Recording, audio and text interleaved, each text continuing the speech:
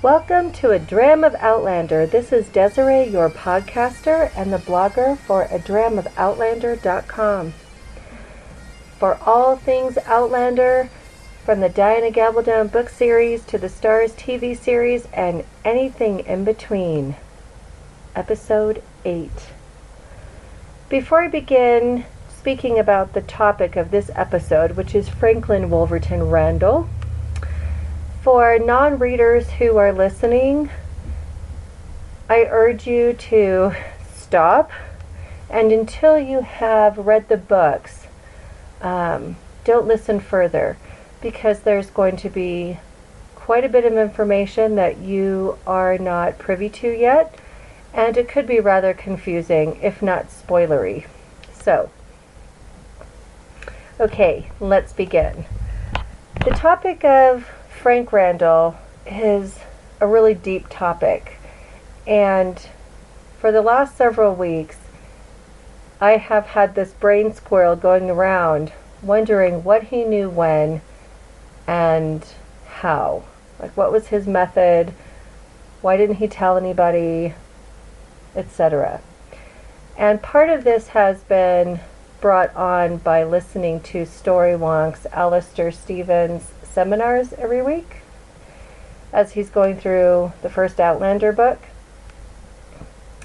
And I think because I have read these books so many times, and now that the series is on, I sort of watch or read with a really filtered sensibility almost. And I'm trying to step away from that and be a more critical thinker.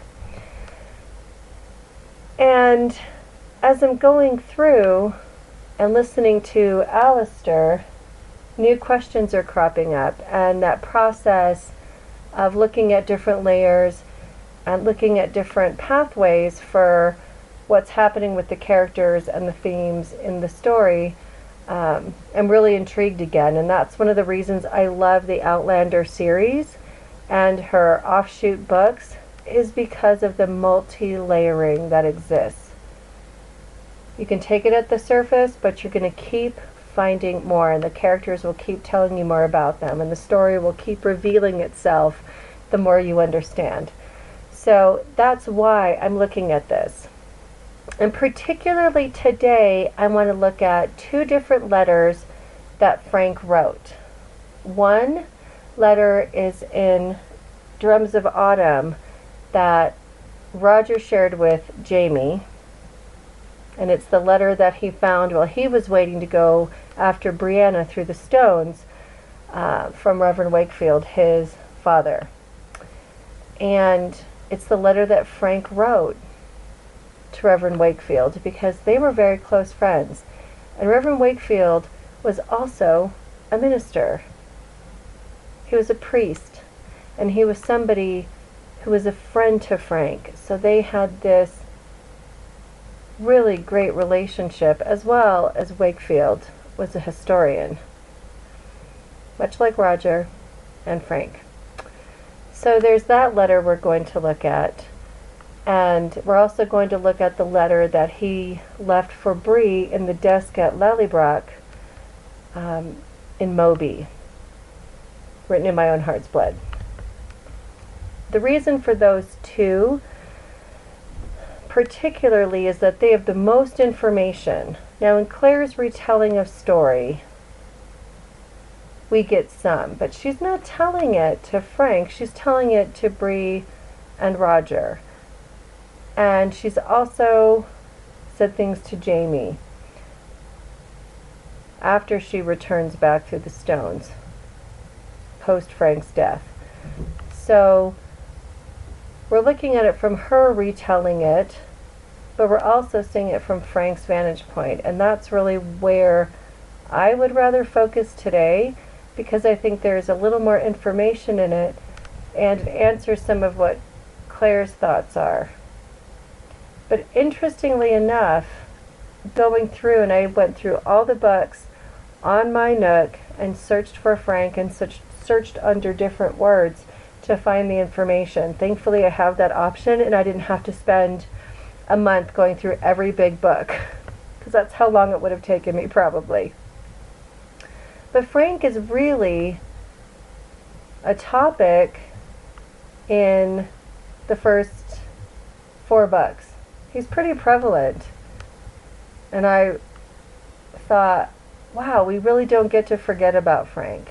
Even though I think a lot of readers love Jamie and Claire so much that they try and forget about Frank, that he is really there. And he's there in Claire's point of view. He's there partly how Jamie sees him. He's there as himself. And he's really there through how Brianna remembers him as well, because she was his daughter. For all intents and purposes, he adopted her. And then we don't see very much of Frank in books 5 and 6. There's little whispers. I mean, there's a little bit of information, but not really anything for me to cull from. And then in the last 2 books, we see more. So anyway, that's sort of my methodology. I went to the Outlandish Companion and read through it again and found the frequently asked question that talked about the letter in drums. And that sort of formulated where I was going today. So, as a reminder, who was Franklin Wolverton Randall? Well, he's a historian. During the war, he did intelligence, and he was Claire's husband. And they had met during her time with Uncle Lamb, and he was a little bit older than her. He was not in his 20s at the end of the war like Claire was. They fell in love. They were quite a good match before the war, and they got married. And then they were separated for the better part of 6 years before they came back together. And when we meet Frank, he and Claire are basically on a second honeymoon in the Scottish Highlands.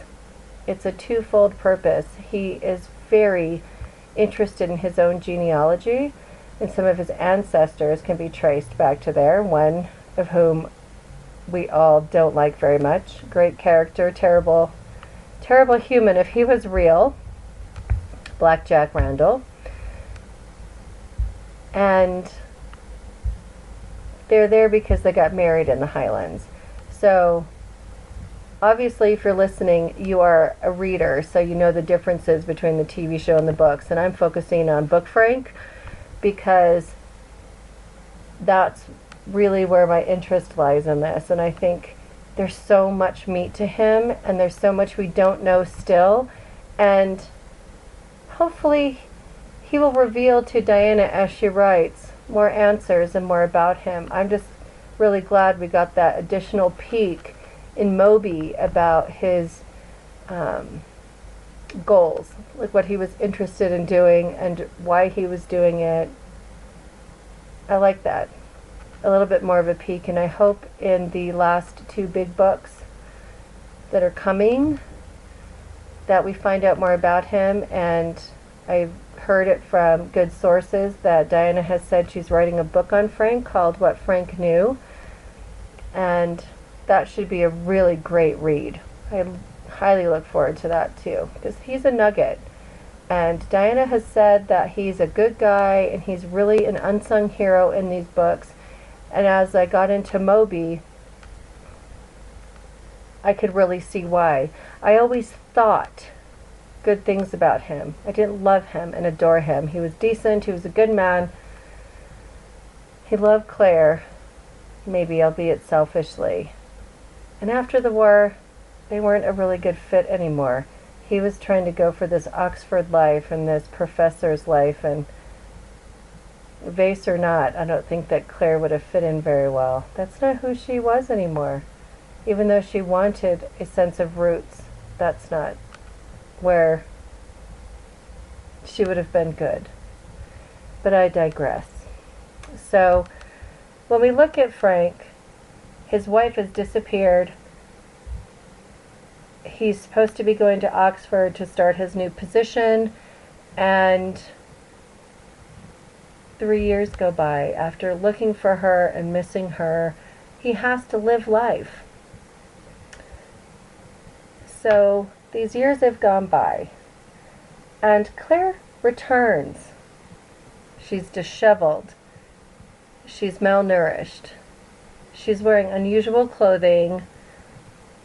she seems completely crazy, and she's pregnant. Wow. I mean, that's a lot for Frank to take in. He had already started establishing an entire new life, and he was preparing to leave England already. So here is his thought to be dead wife. And Claire tells him the entire story. She tells him that she went up the hill to Craignadoon, and she woke up in 1743, and she got married, and she's sorry, but she couldn't help it, and she fell in love, and she was sent back through the stones because she was pregnant to be taken care of. Wow. That's a lot of information. And she gave him Jamie's name and details about everything that happened. Which really, for someone who's a historian, and not only just a historian, that's his time of specialty, which is the 18th century. He didn't want to believe her. He thought she was crazy. And for a long time, he did not believe her. And from Claire's point of view, that seems to be obvious, that he didn't find her in history while she was missing. He did not look there. He did not see her there. Because when she came back, and they were at the hospital, and she told him the story, he picked up a vase with flowers in it and smashed it on the floor. And that to me was so interesting, his reaction. When in the beginning of Outlander, she's looking at that blue vase, and she purchased it to put in her new home, the first time she would ever have a home that she could put a vase in. Which I also find interesting, and I will cut them in a pincushion that for later when we talk about Claire at some point in a different podcast specifically, because she wasn't really about things ultimately. She didn't really need anything, and she was very stark. But him breaking that vase, that sort of looks like the connection of, it didn't matter if that Claire bought that vase. That wasn't her home. And he broke that vase. They were different when she came back. And even if it can be forgiven, even if it could be believed, there was brokenness there. So that's my aside. Okay. So he didn't believe her. He didn't believe her immediately. He didn't believe her for a long time, but she never changed her story, and she stuck to it hard. She said, "This is what happened." And then Brianna came along. And Frank had previously said that he could not raise somebody else's child. If it didn't come from Claire, he couldn't do it. But he fell in love with Brianna. And she looked like the spitting image of her father, James Fraser. And if we pause for a moment and think about what a big deal that was. I mean, Claire tried to get him to go away and to divorce her, and tried to release him from them. But he wouldn't do it. He felt a sense of obligation and honor and wanted to stay married to her and raise that child, even though it was not his child. That was his oath. And he did love Claire. Enough? I don't know. The right way? I don't know. But he did. And he did make mistakes too. He wasn't perfect. So at some point he did start searching for James Fraser and researching the names and the places. And he found her. And he found Jamie. So he did not know things right away. I'm pretty convinced about that. But he did know quite a lot as the years went by, and he didn't share them. I mean, Claire made a promise to him that she would not tell Brianna that he wasn't her father biologically until Frank had died. And she never said anything. She kept that promise. And as we're looking back at these letters, Frank did die.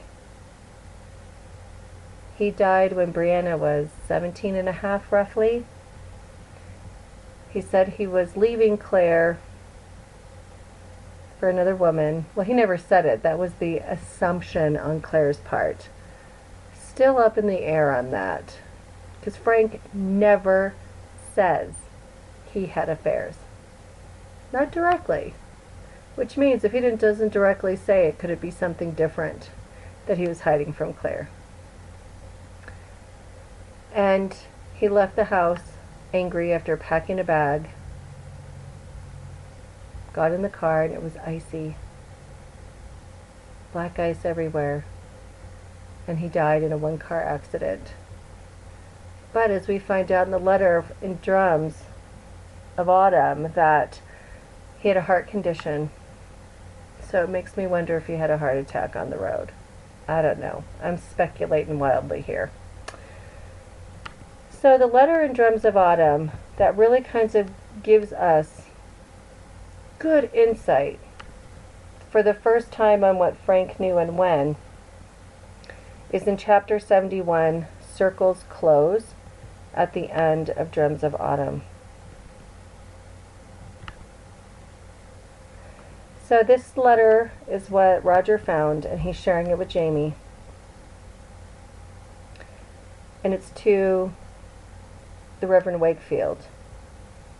Dear Reg, I've something the matter with my heart, besides Claire. I mean, says he with irony, the doctor says it might be years yet with care, and I hope it is, but there's the odd chance. The nuns at Bree School used to scare the kids into fits about terrible, horrible fate in store for sinners who died unconfessed and unforgiven. Damned, if you'll pardon the expression.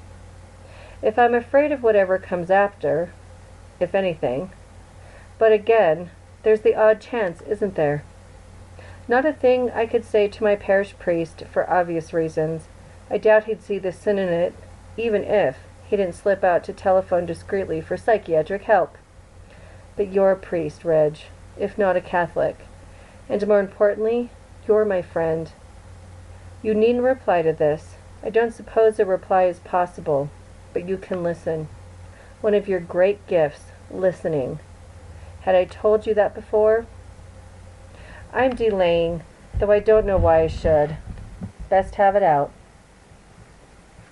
You'll recall the favor I asked you a few years ago about the gravestones at St. Kilda's? Kind friend that you are. You never asked. But it's time I should tell you why. God knows why old Black Jack Randall should have been left out there on a Scottish hill instead of taken home to Sussex for burial. Perhaps no one cared enough to bring him home. Sad to think of. I rather hope it wasn't that. There he is, though. If Bree's ever interested in her history, in my history, she'll look, and she'll find him there. The location of his grave is mentioned in the family papers. That's why I asked you to have the other stone put up nearby. It will stand out. All the other stones in the kirkyard are crumbling away with age. Claire will take her to Scotland one day, I'm sure of that much. If she goes to St. Kilda's, she'll see it. No one goes into an old churchyard and doesn't have a browse round the stones. If she wonders, if she cares to look further, if she asks Claire, well, that's as far as I'm prepared to go. I've made the gesture. I shall leave it to chance what happens when I'm gone. You know all the rubbish Claire talked when she came back?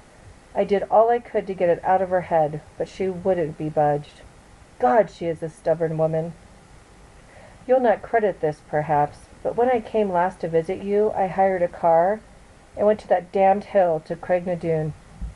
I told you about the witches dancing in the circle just before Claire disappeared. With that eerie sight in mind, standing there in the early light among those stones, I could almost believe her. I touched one. Nothing happened, of course. And yet, I looked.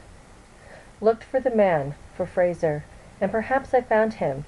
At least I found a man of that name, and what I could dredge up of his connections matched what Claire told me of him. Whether she was telling the truth or whether she had grafted some delusion onto real experience.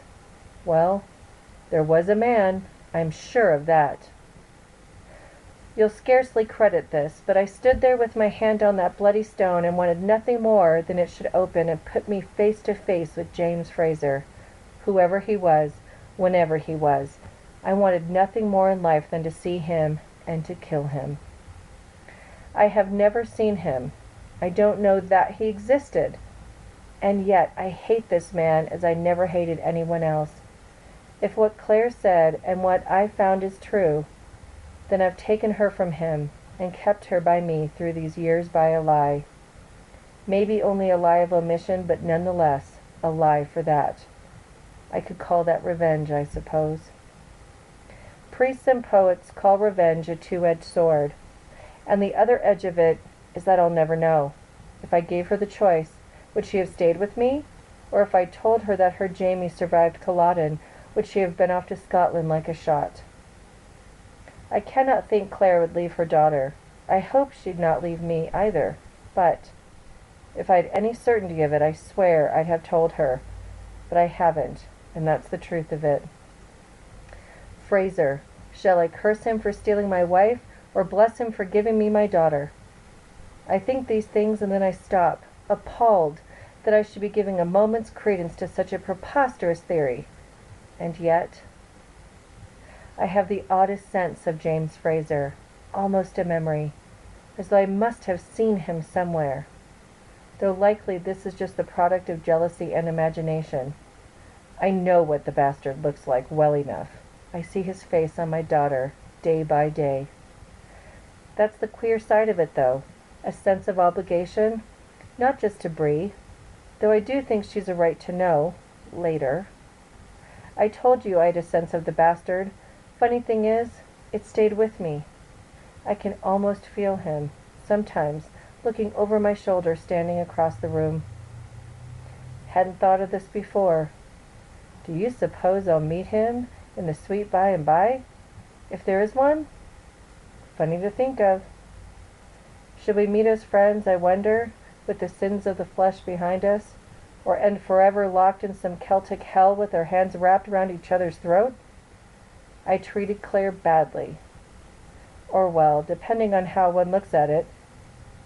I won't go into the sordid details, leave it that I'm sorry. So there it is, Reg. Hate, jealousy, lying, stealing, unfaithfulness, the lot. Not much to balance it, save love. I do love her. Love them, my women. Maybe it's not the right kind of love, or not enough. But it's all I've got. Still I won't die in Shriven, and I'll trust you for a conditional absolution. I raised Bree as a Catholic. Do you suppose there's some forlorn hope that she'll pray for me? It was signed Frank, of course, Roger said. There is so much in this letter to the Reverend Wakefield.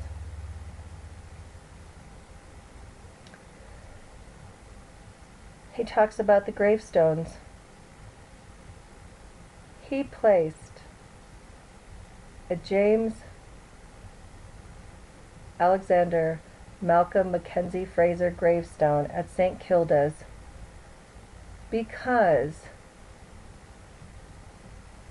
he figured that Bree would go there to see Blackjack Randall's gravestone, and Claire with her, she would see James Fraser's gravestone, and that seed is there.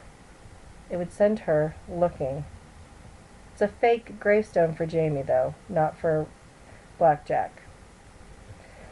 So he did that and left the clue for Bree, but it makes me wonder if he also left it for Claire. Because Claire kept her promise. And she never told Bree, and she never left. But he did know she would go back someday. And then he left it open to interpretation and action on their part. And then in the letter when he talks about all the rubbish of what Claire said,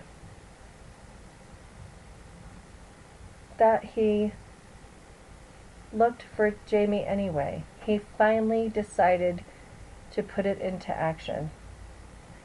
And even though he was disbelieving, he still looked. So much like Claire in the beginning of Outlander, where she would think one thing and do another, he did the same thing. Sounds kind of like human nature. But he visited the stones. He started searching.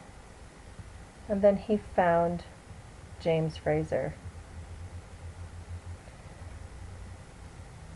And then he's jealous of him, or guilty, or what other words do you want to put to it? He knows he exists because Brianna exists. He still can't quite wrap his mind around the time frame, but he found him. And if he found him, with supposition he found the marriage license and many other pieces of paper. Like when Claire witnessed the, passing of Lallybroch on right before Culloden. They're there in history, all over the place. And he never gave Claire the chance. This is where he talked about that he did keep it from her willingly because he didn't know if she would stay or go. And the way he talks about loving her and this desire for her not to leave him, again, makes me pause and wonder if he absolutely did not have affairs. If he allowed Claire to make that assumption so he could research and he could come home late and he could do things off hours from his job. That is one theory I have, tucking it away. But did he feel guilty for keeping Claire from her great love? I wonder. Reading between the lines, that's what it seems like to me. That as much as Claire did, she did love Frank once. And she had a love for him, for fathering Brianna. That Jamie was her soul. And he knew it. And every time she looked at Brianna, she saw Jamie every day, every minute.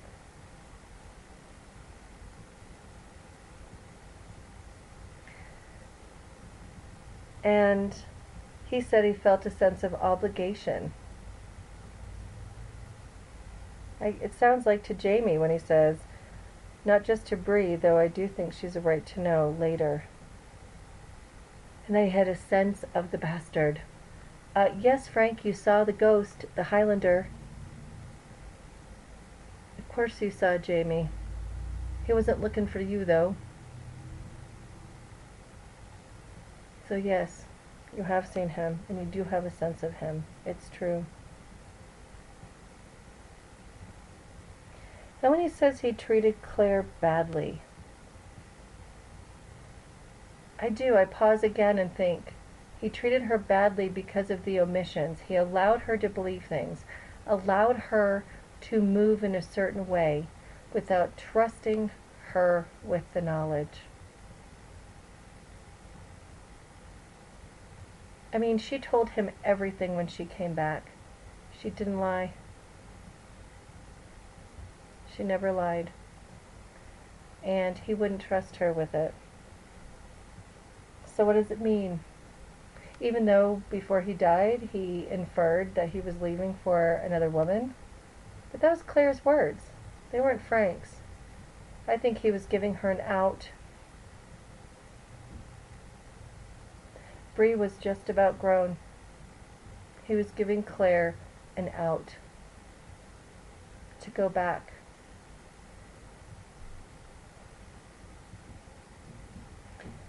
And so at the end when he says, there's hate, jealousy, lying, stealing, unfaithfulness, the lot.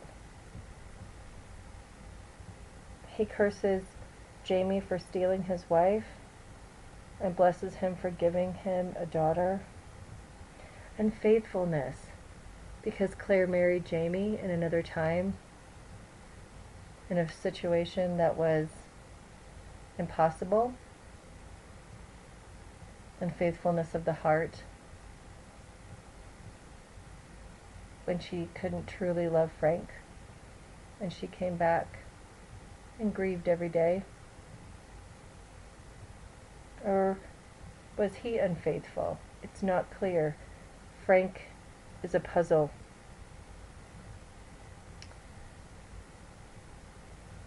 I really like this letter, and we didn't see any other major detail until that I could find when I did my searching through again recently this week, that there wasn't any other serious detail until we got into Moby, and there was that letter at the in the middle of it from Frank to Bree, and it's in chapter 42 of Written in My Own Heart's Blood, and the chapter title is All My Love. So Bree, at this point, they have been into the past, she and Roger, and they're back in the 20th century because their daughter needed to have heart surgery. So Roger and Bree and the two kids traveled back to the 20th century, and they got their daughter taken care of, and then they ended up purchasing Lallybroch. And at this point in Moby, if you haven't finished reading the book, I'm not going to give detail, but she is planning a trip with the children, I should say, and was reading a letter from Roger, and she put it away in the old desk in the office in Lallybroch, and she finds a letter from Frank, and it's an old letter. First of all, how in the world did Frank know to hide a letter in the old desk in Lallybroch? You want to tell me? Because, to preface the letter that I'm not going to read the whole thing, it's very lengthy, but he had to have found not only Jamie and Claire in history. Well, Brianna was a teenager still. He had to find her in history in the 1700s, along with Roger and the children, because he put this letter in the desk in Lallybroch.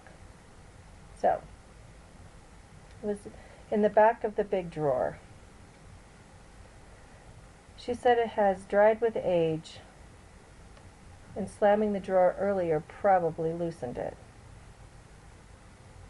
So the initials on it were B.E.R., which is Brianna Elizabeth Randall. She slowly opened it. So Frank's, at this point, has been dead quite a few years, and this letter is written when Brianna was around 15. And he called her Deadeye, which is kind of hilarious. That I don't know why, I need to look that up. They had spent an afternoon shooting clay pigeons, and he felt like he really needed to write her a letter. What a queer feeling it is writing this. I know that you'll eventually learn who, and perhaps what you are, but I have no idea how you'll come to that knowledge. Am I about to reveal you to yourself? Or will this be old news when you find it? If we're both lucky, I may be able to tell you in person when you're a little older. And if we're very lucky, it will come to nothing. But I daren't risk your life in that hope, and you're not yet old enough that I could tell you. I'm sorry, sweetheart, that's terribly melodramatic, and the last thing I want to do is alarm you. I have all the confidence in the world in you, but I'm your father and thus prey to the fears that afflict all parents, that something dreadful and unpreventable will happen to one's child, and you powerless to protect her. I love Bree's response. I will pause in the letter and as she says, "What the hell, Daddy?"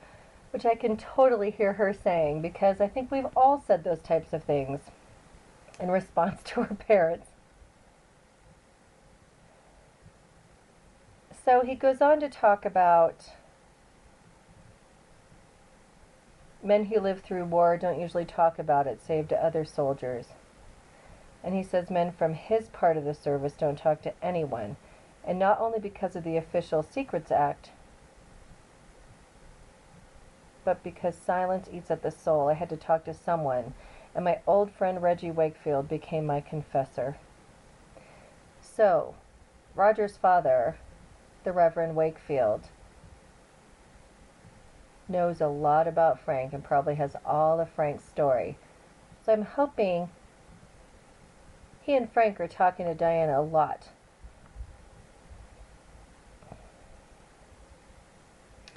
And he goes on to say, if she's reading this and Reverend Wakefield is still alive, he has permission to say anything to her and speak to her freely. And he says the service has nothing directly to do with this, so don't go looking there for information. I mention it because that's where I've learned what a conspiracy looks like.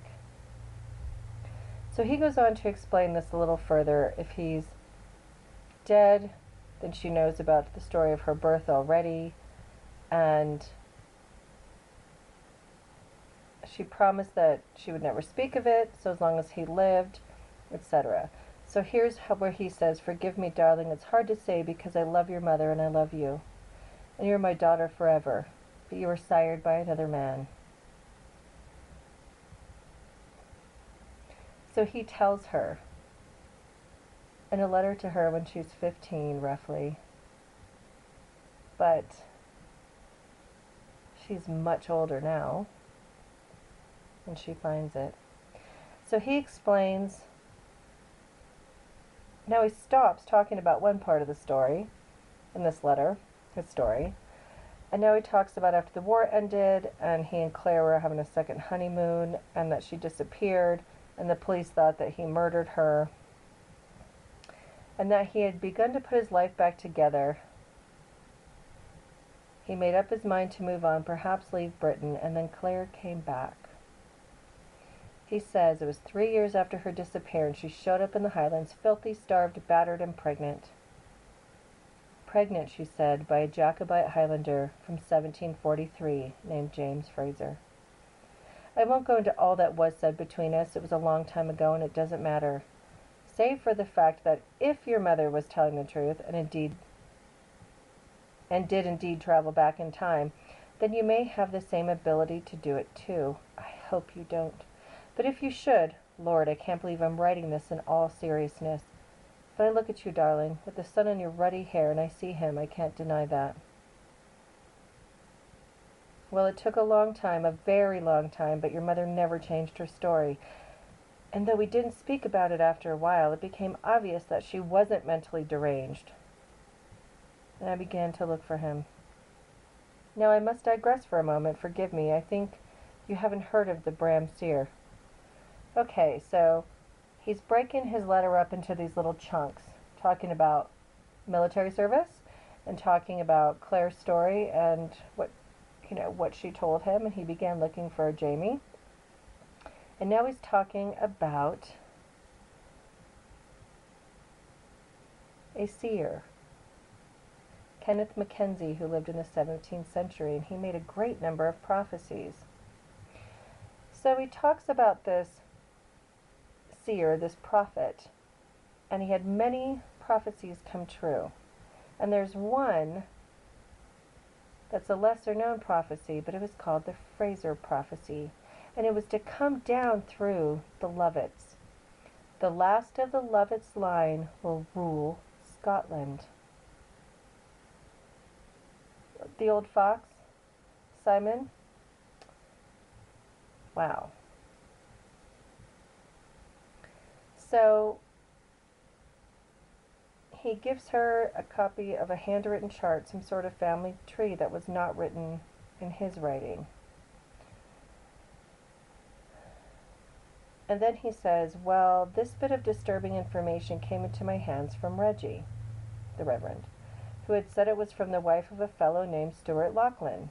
Lachlan had died suddenly, and his widow was clearing out his desk. She found this and decided to pass it to Reggie, knowing that he and Lachlan had shared an interest in history and in the Lovat family. They being local to Inverness, the clan seat is in Bewley. Reggie, of course, recognized the names. You likely know nothing about the Scottish aristocracy, but I knew Simon Lovat, Lord Lovat, that is, in the war. He was commandos and special forces. We weren't close friends, but knew each other casually, in the way of business, you might say. So he goes on to talk about old Simon, who was executed for treason after the rebellion, the 45 they call it, and says, oh, I've written about it in my book if you're curious, Bree. So it kind of goes on to talk about Simon Fraser's legitimate children. Well, he had a couple legitimate children, but he was not known to be faithful. So his line legitimately had died out. But then he had two illegitimate sons. Alexander, who entered the priesthood and became the abbot of the monastery in France, and Brian. And so Bree is looking at this and she's quite upset. And it shows Brian, parentheses bastard, married to Ellen Mackenzie, and it shows James Alexander and Claire Elizabeth Beecham. But it also shows Frank Randall's name, that Claire had been married to Frank too. And it shows Brianna Ellen Randall, born in 1948. But it shows her father to be James Alexander from 1721.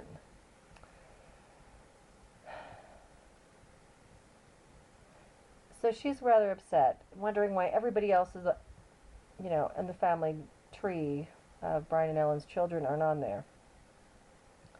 So she checks on her children, she wanders around, she does all sorts of things, and then she comes back to the letter. And he talks about the current line of the Frasers. And was presumed that the prophecy wasn't referred to some collateral branch. It had to have been in Jamie's line. One of these things being the possibility that your mother's story is true, I still have difficulty believing it. When I wake in the morning beside her and everything is so normal, but late at night when I'm alone with the documents, well, why not admit it? I found the record of their marriage. James Alexander Malcolm Mackenzie Fraser and Claire Elizabeth Beecham. I'm not sure whether to be grateful or outraged that she didn't marry him using my name. Forgive me, I'm rambling. And he goes on to say that there is somebody following her. They could be benign or they could be dangerous. It could be the government or not, or some kind of private party. But somebody has written this, and somebody is tracking her through time. Tracking Claire, tracking Jamie. If I find whoever drew this chart, I will question them and do my best to neutralize any possible threat to you. Best as I say, I know the look of a conspiracy. Nutters of this sort thrive in company. I might miss one. So, the tone of this letter is very unusual. I'm almost done with it, and then we'll kind of discuss. And he says, I repeat, don't go anywhere near the service or anyone connected with it. At best, they'd think you insane. But if you are indeed what you may be, the last people who should ever know it are the funny buggers as we used to be known during the war. So, there's that special branch of intelligence who deals with the supernatural, etc. And if the worst should come to worst, and you can do it, then the past may be your best avenue of escape. I have no idea how it works, neither does your mother, or at least she says so. I hope I may have given you a few tools to help, if that should be necessary. And there's him. Your mother said that Fraser sent her back to me knowing that I would protect her and you. She thought that he died immediately afterward. He did not. I looked for him, and I found him.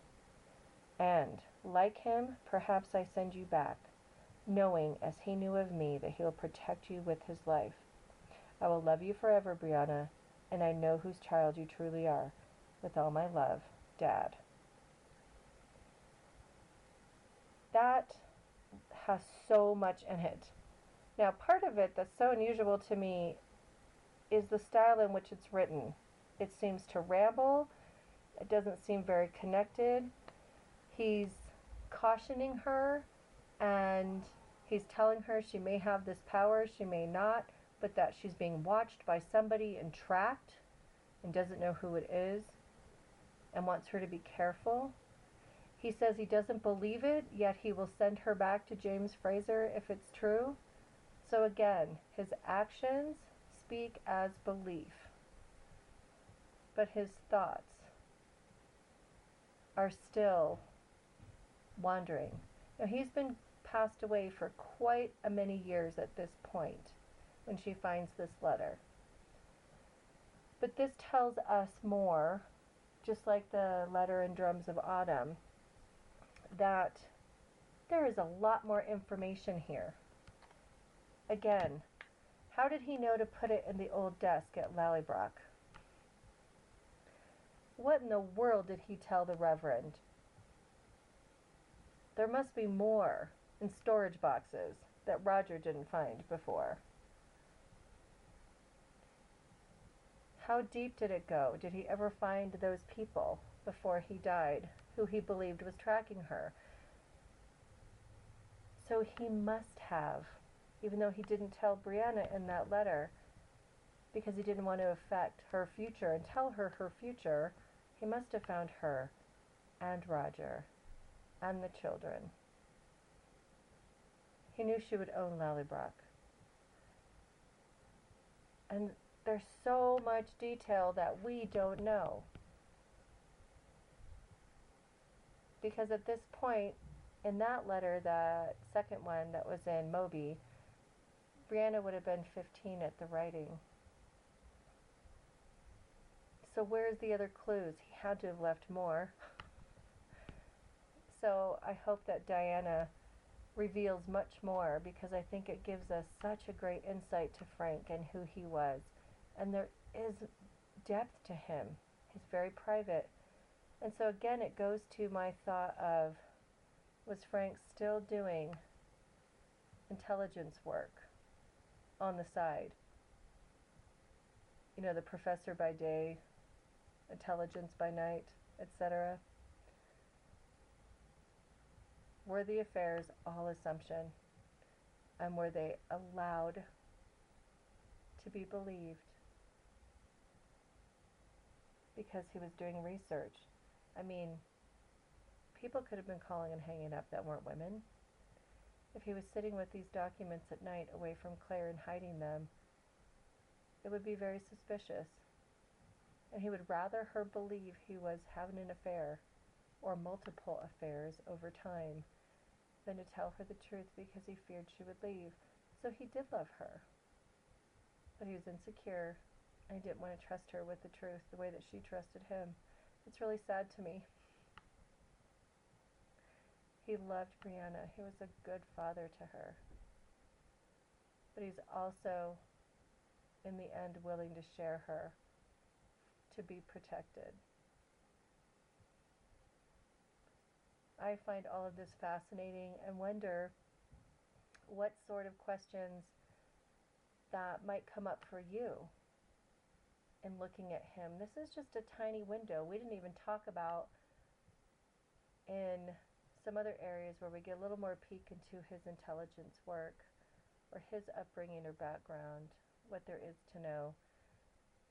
I can't believe, almost doing this for an hour so far that we talked about 2 letters in detail.